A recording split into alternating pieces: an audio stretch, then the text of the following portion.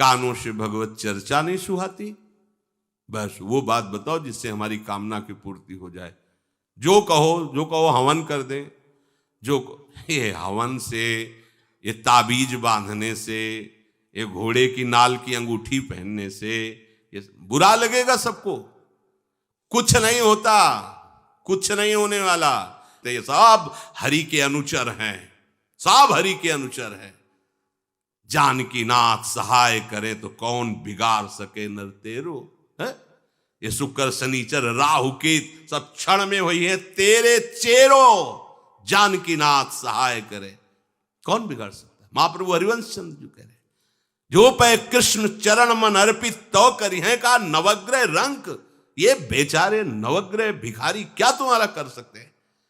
यदि तुम बादशाह श्री कृष्ण के दास हो तो ये चाहे जिस नक्षत्र में बैठे हो तुम्हारे अनुकूल चलेंगे, तुम्हारे अनुकूल चलेंगे। अपने को चढ़ा दो श्री हरि के चरणों में और हरि से विमुख हो तो, लेकिन ये सेवक हरि के हैं और हरि के तुम विमुख हो तो ये प्रसन्न हो ही नहीं सकते, तुम्हारा पतन ही होगा। पर ये संसार समझता नहीं। भगवान नाम से मतलब नहीं, भगवत आराधना से मतलब नहीं। अरे भाई ये लोकपाल हैं, जानते हो भक्त को भी काम क्रोध क्यों सताता है। ताकत नहीं इनकी प्रवेश कर जाए, अहंकार है इसलिए। और भगवान को अहंकार अच्छा नहीं लगता, इसीलिए भगवान के सब दूत हैं चढ़ बैठते हैं। देख तू कितना बड़ा साधक, कितना बड़ा भजनानंदी, दिखा हमें। अब फेल तो मैं भगवान की शरण, तो हो ना भगवान की शरण। और भगवान की शरण में हो जाए तो यही महासुख प्रदान करने लगते हैं, और कोई नहीं, इन्हीं के लड़का बच्चा है। द्वारिकाधीश के पुत्र रूप में कौन प्रकट हो रहा है। भगवान कामदेव, जो प्रद्युम्न अवतार है, साक्षात कामदेव हैं। कामदेव साक्षात आ रहे हैं। हम प्रभु से विमुख हो, कोई हमारा सहयोग कर सकेगा, कोई नहीं कर सकता। और अगर करने गया तो वो भी उल्टा टंग जाएगा। ये भी बात समझ लो। भगवान देख लो, हम आपको उदाहरण बता रहे हैं कि तो कैसे काशी नरेश, पौंड्रक, ये सब मिलकर भगवान के विरोध में हुए। भगवान ने सुदर्शन चक्र को छोड़ा, काशी नरेश पौंड्रक सबका उद्धार किया। और काशी नरेश का पुत्र था सुदक्षिण, उसने विचार किया कि ये तो बहुत बड़े अपमान की बात है। भगवान शंकर की नगरी में रहता, काशी में महामृत्युंजय है, काल के भी महाकाल हैं। पंडितों से कहा ऐसा उपाय नहीं कि हम द्वारिका को भस्म कर दें। बोले है, भगवान शिव के ऐसे ऐसे मंत्र हैं कि वो तो विनाशकारी भी तो है ना, वो बहुत सुंदर भी है। कर्पूर गौरम करुणावतारम संसार सारम, करुणा के स्वरूप है। आशुतोष नाम है। एक चुल्लू जल ऐसा कोई देवता नहीं मिलेगा जो संसार में कोई देवता नहीं खाता, वो इन पे चढ़ाए जाते हैं। अकौड़े का फूल, धतूर का फल ये कोई पता है? नहीं पता। इतने से वो प्रसन्न, इसीलिए वो आशुतोष रीझ जाए तो पूरा नगर का नगर सोने का ऐसे दे दिया, लंका उन्हीं दे दिया। और अगर दृष्टि बदल जाए तो हनुमान जी बनकर पूंछ में आग लगा को श्रीलंका को नाश कर। बड़े विचित्र हाँ है भगवान शंकर, विनाशकारी, द्वारिका को भस्म कर सकते हैं। आराधना की सुदक्षिण ने, बड़े बड़े विद्वान बुलाए। काशी तो विद्वानों की नगरी, और ब्राह्मणों की विद्वता तभी सार्थक है जब प्रभु में उसका समापन हो। विद्या कौन? जो भगवान से मिला दे। अविद्या कौन? जो अहंकार माया में लगा दे। तो उन विद्वानों की ये समझ में नहीं आया कि किसके विरोध में मुझे अनुष्ठान में बैठालना है। बैठ गए, अनुष्ठान शुरू किया, तो मंत्रों में ताकत तो है ही।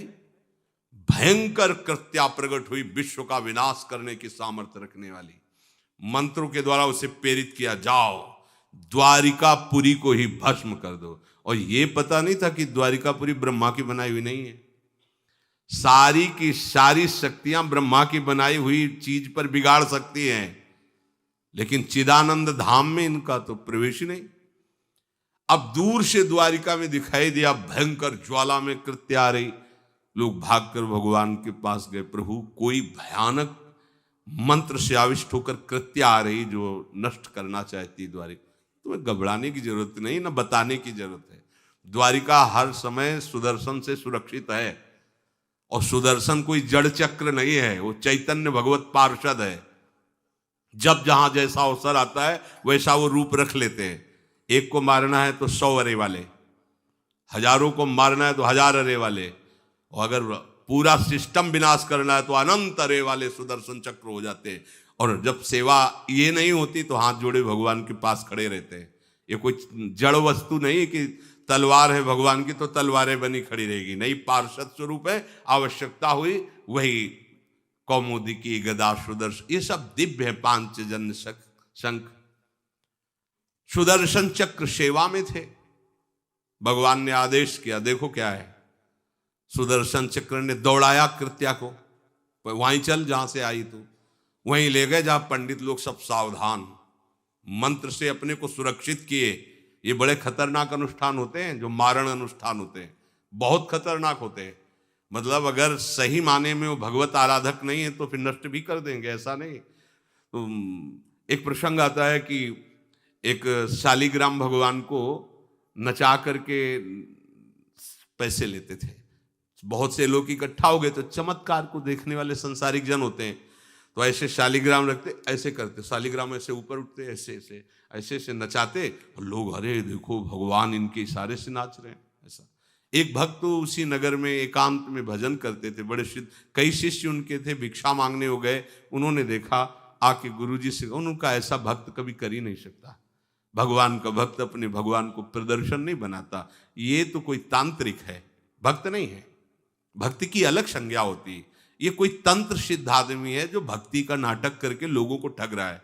बोले महाराज फिर आपको चलना चाहिए, क्योंकि हजारों लोग उससे प्रभावित हो रहे। बोले हम गए तो उसका सब बंद हो जाएगा, ये दुकान मकान। बोले चलो ना महाराज, बड़ा ऐश्वर्य जमा हो रहा था, लोग भेंट जा। वो गए, बस अंदर से नाम जप करते हुए जो खड़े हुए, तो कुछ नहीं, कोई भी उसका मंत्र। वो आसपास दृष्टि डाला, कौन आया नया, तो उसी में देखे फटे पुराने कपड़े पहने, तेज से चमकते हुए भक्त। तो उनका तुम चले जाओ यहां से। तो उनका नहीं, हम चले जाने के लिए नहीं आए, हम आपको बताने आए, ये नाटक मत करो। अगर सही आराधना करो इनकी तो ये लोग क्या देंगे, ये तो परम पद दे देंगे, शालिग्राम भगवान है, आप भगवान का ऐसा प्रदर्शन करते हो। अब लोगों का विरोध शुरू हुआ, क्योंकि इतने बड़े संत जब बोल रहे तो सब लोग, अब उसको बहुत बुरा लगा कि हमारी तो सारी दुकान बंद हो गई। अब एकांत में जाकर उसने मूठ का प्रयोग किया। ये मारण होता है मंत्रों से, एक खप्पर में आग जैसी जलती है, उसमें अभिषिक्त करके भेजा जाता है, और जिसके पास भेज दिया गया वो उल्टी में खून, शौच में खून, 2-4 जितना समय रखा गया उसके अनुसार मर जाएगा वो। पर ये साधारण लोगों के, भजनानंदियों के ऊपर नहीं। भजन वाले मत डरे, साप ताप रोग शोक, किसी का श्राप भी आपको छू नहीं सकता। कोई ताप, कोई दोष, कोई रोग, कोई मारण, कोई मूठ, किसी की सामर्थ्य नहीं। राधा राधा राधा, जिनके चरणों में सुदर्शन चक्र बसता है वो है किशोरी जी, जो लाल जो हाथ में रखते हैं ना, श्री जी के चरण चिन्हों में सुदर्शन चक्र है। वो मूठ गई महात्मा की कुटिया के सामने, और बस जैसे मक्खियां भिनभिनाती ऐसी आवाज आई, बस वैसे नाच रही थी बाहर। तो वो डेहरी के पास आए और उनका, हमारे दृष्टि में भगवान की सिवा कोई नहीं, आप में भी भगवत शक्ति है क्या? आप ये नहीं समझते हैं कि निरपराध के लिए मारण किया गया है? हमारे में सामर्थ्य है, हम आपको अभी नष्ट कर सकते हैं। अरे भगवान के नाम में आप जाओ और उनको दंड दो। कोई मंत्र नहीं पढ़े थे, मूठ वापस हुई और मुंह से खून, शौच से, उन्हीं के त्राहिमाम मच गया। फिर उनको लगा कि मुझे जाना चाहिए उसकी रक्षा के लिए, गए, भगवान नाम स्पर्श करते हुए से माथे पे हाथ, सब शांत हो गया। बोले अब अवसर हम दे रहे हैं, अब नाम जप कर लो, नाटक बंद करो। उस चरणों में गिरा, उसी दिन शिष्य बन गया। तो सुदर्शन चक्र ने कृत्या को नष्ट नहीं किया, वहां द्वारिका में दौड़ाया।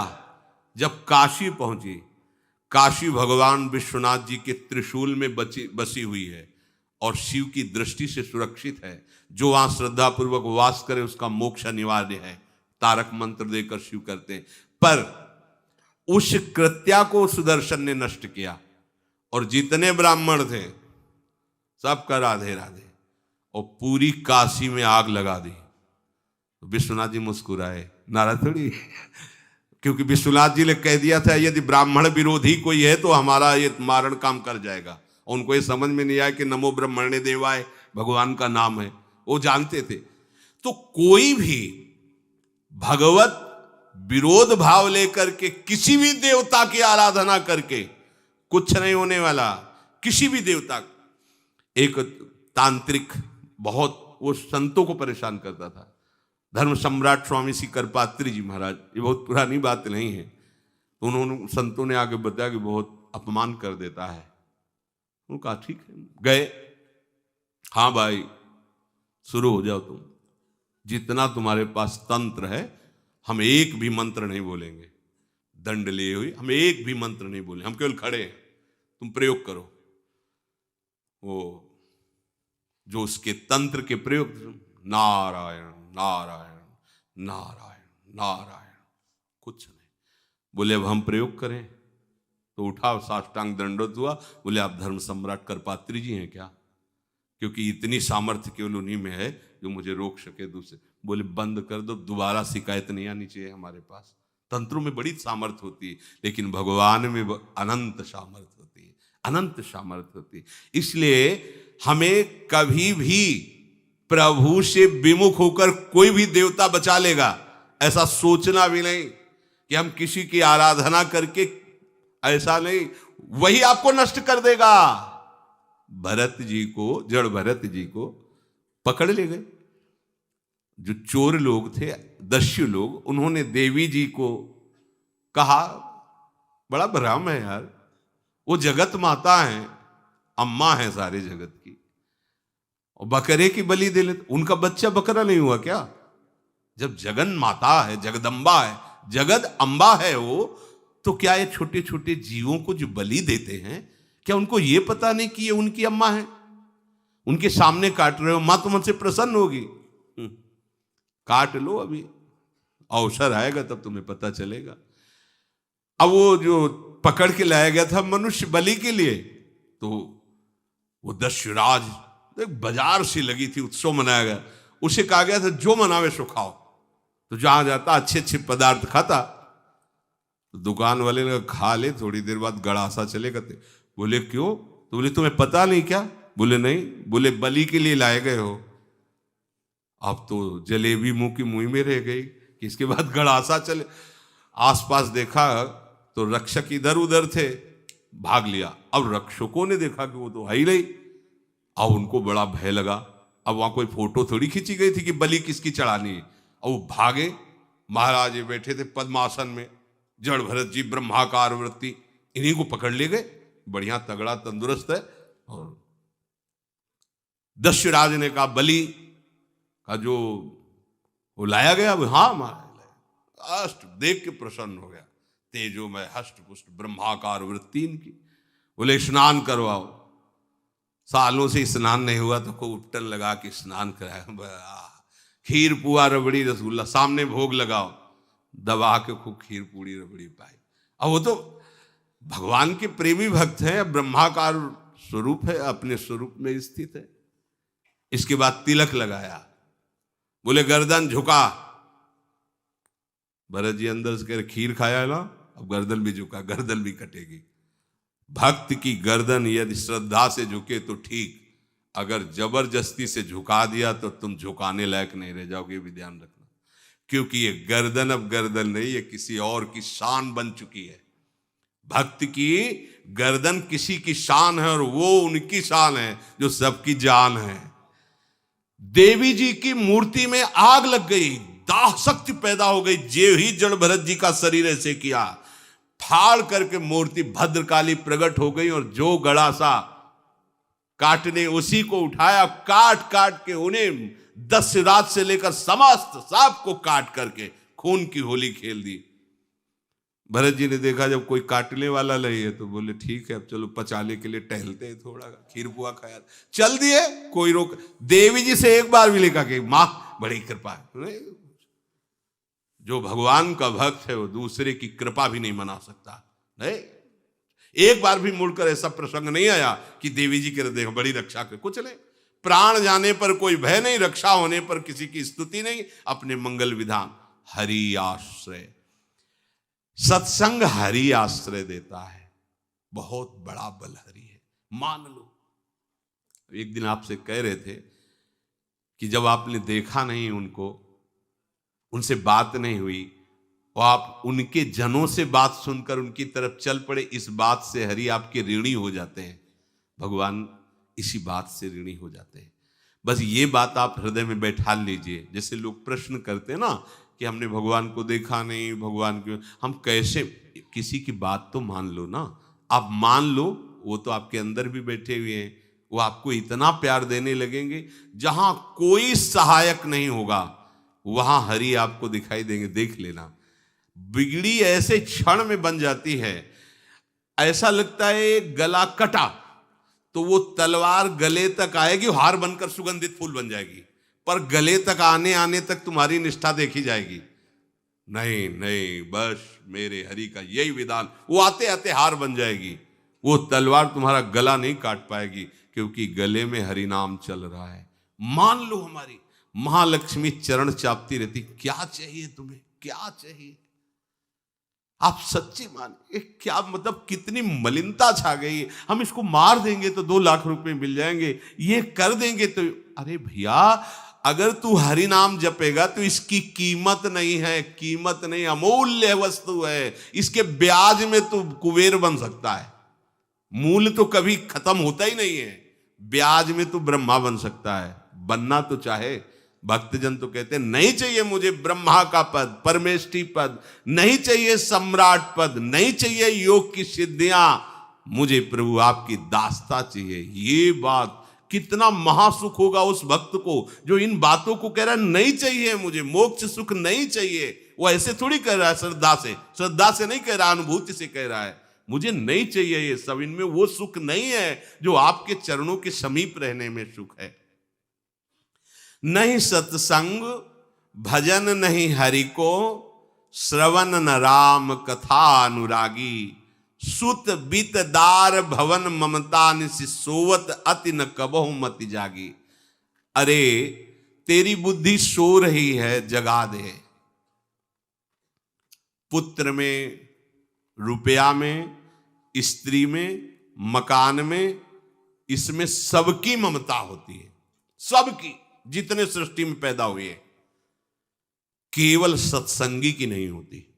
जो असली सत्संगी है उसकी ममता प्रभु के चरणों में होती है, क्योंकि वो जानता है सब रूपों में प्रभु ही है, ये सब पसारा प्रभु का ही है, इसलिए ममता उसकी प्रभु के चरण। एक अहमता ममता ये जग में है दुख जाई, ये जब श्री जी की ओर लगे तो होत परम। जाग जा, बिना जागे दुख दूर नहीं हो सकता।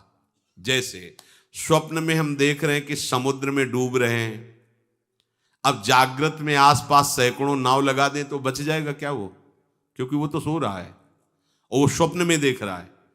अब हम नाना प्रकार के तैराकों को बाहर तैनात रखें तो उसको कोई सुख मिलेगा क्या, क्योंकि वो स्वप्न में। उसको अगर सुखी करना है तो एक ही उपाय, जगा दे। जगा दो तो ना समुद्र रह गया ना डूबना रह गया। ऐसे ही संसार में मोह से ऐसे ग्रसित जीव हैं, भाई इतना ही सुखचार है, और उसी स्वप्न में वो दुख से निवृत्त होना चाहते हैं। अब हम बाहर से उनकी कामनाओं की पूर्ति करने वाली बात करें तो क्या वो सुखी हो जाएंगे क्या? इसीलिए कोई साधु जो भगवत मार्ग का पथिक है वो कभी सपोर्ट नहीं करेगा जाओ ऐसा, वो जाओ ऐसा ही है जैसे उस स्वप्न में समुद्र में डूब रहा है, बाहर से हम जल जहाज नाव तैराक सब लगा रहे हैं, लेकिन वो नहीं सुखी होगा, क्योंकि उसके सुख का कारण तब बनेगा जब स्वप्न हटे। स्वप्न तब हटेगा जब वो जागे। जो सपने सिर काटे कोई, बिन जागे दुख दूर न होई, तो उसको जगा दो। साधु जन क्या करते हैं? जगा देते हैं उसको। जागो, कहां मोह निशा सब सो निहारा, देखे स्वपन अनेक प्रकारा, यही जग जामिन जागे जोगी। योग भगवान से जो तुमने वियोग कर रखा है, तुम जगो। जे ही जगोगे तो जे ही जाने जग जाए हेराई, जागे जथा स्वपन भ्रम जाई, कोई नहीं है यहां। एक कल श्लोक, मत्तः परतरम नान्यत किंचित अस्ति धनंजय, मेरे सिवा कोई नहीं। ये कब पता चलेगा? जागने पर। तो हमें ये बहुत कुछ दिखाई दे रहा है, स्वप्न है। उमा कहूं मैं अनुभव अपना, सत हरि भजन जगत सब सपना। तो बोले तुलसीदास हरि नाम सुधा तजी, सठ हठ पियत विषय विष मांगी। अगर कहीं संतों के पास भी गए तो क्या मांग रहे हैं? हठ करके विषय विष मांग रहे हैं।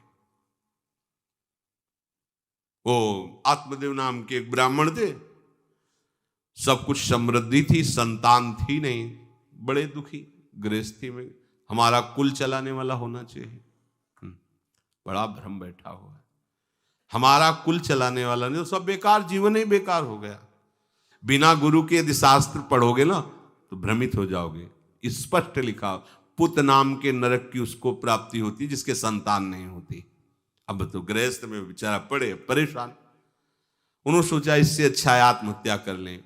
बहुत संतों के पास जाकर के यज्ञ करके सब अपनी कामनाओं की पूर्ति चाहते, दान पुण्य दे करके। उसने भी जितना उपाय हुआ किया, नहीं हुई संतान। मरने के लिए वो जंगल में, उधर से एक सन्यासी जी आ रहे थे, देखा साधु तो ब्राह्मण तो थे, उठे प्रणाम किया, देखा उनको उदास क्यों हो?